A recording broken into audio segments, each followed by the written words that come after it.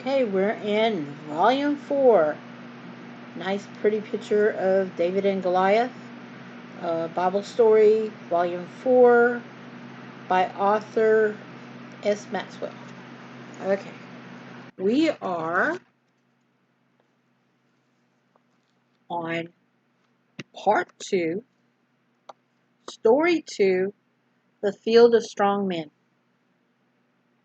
Okay, news of Saul's death raised a big question in David's mind. Sorry, the D throws me off because I'm thinking of something else.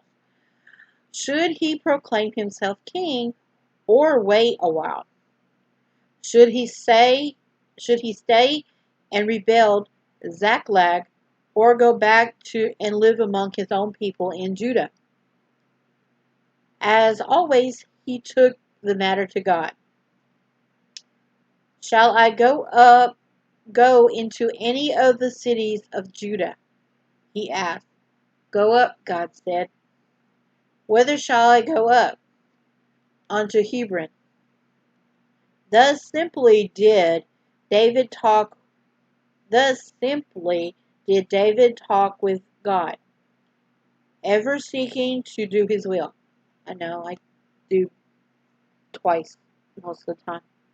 Okay. So he and his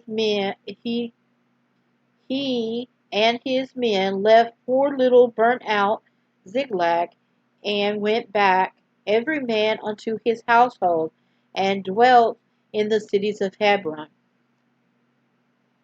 It was good to be home again.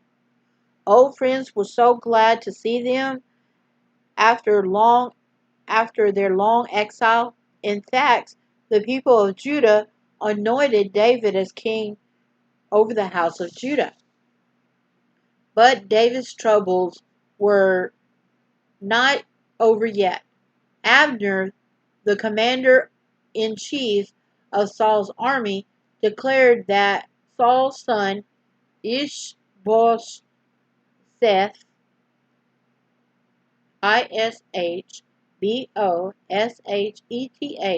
was the rightful heir to the throne, and proclaimed him king of Israel. So now there were two kings, King David, king of Judah, and Ishbosheth, king of Israel. Both kings have armies. Abner was the commander of one, and Joab the other. Joab. Okay. One day these commanders and their armies met at the pool of Gibeon, and there they sat down, the one on one side of the pool and the other on the other side of the pool. And it has a nice, pretty illustration of them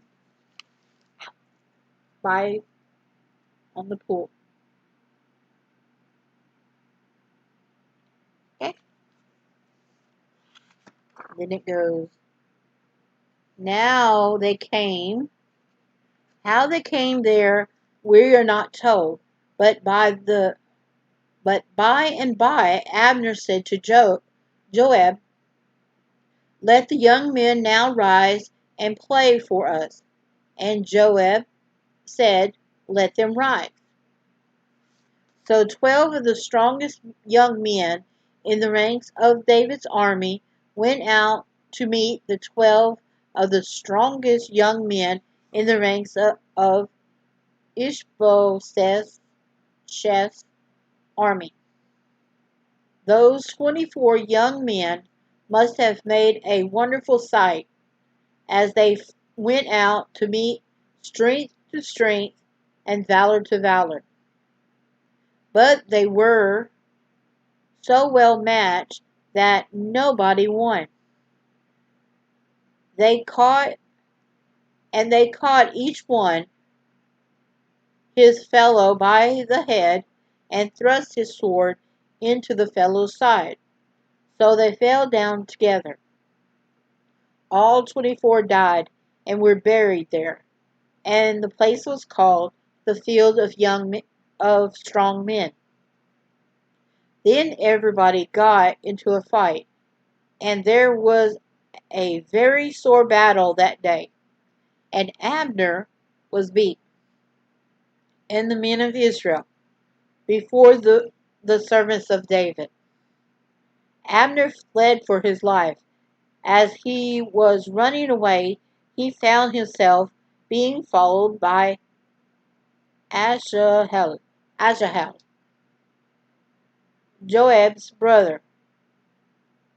He warned the youth not to come too near, but Ashel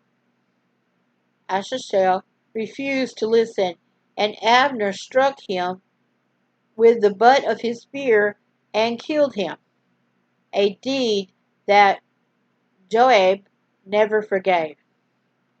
Abner escaped, but it was the beginning of the end of him. There was a long war between the house of Saul and the house of David. But David waxed stronger and stronger, and the house of Saul waxed weaker and weaker. God chosen the leader, God's chosen leader was nearer to the throne at last. And then it has a picture of a throne. There's the illustration of what they think that the throne looked like. Okay, that was a really short story, and that was part 2, story 2.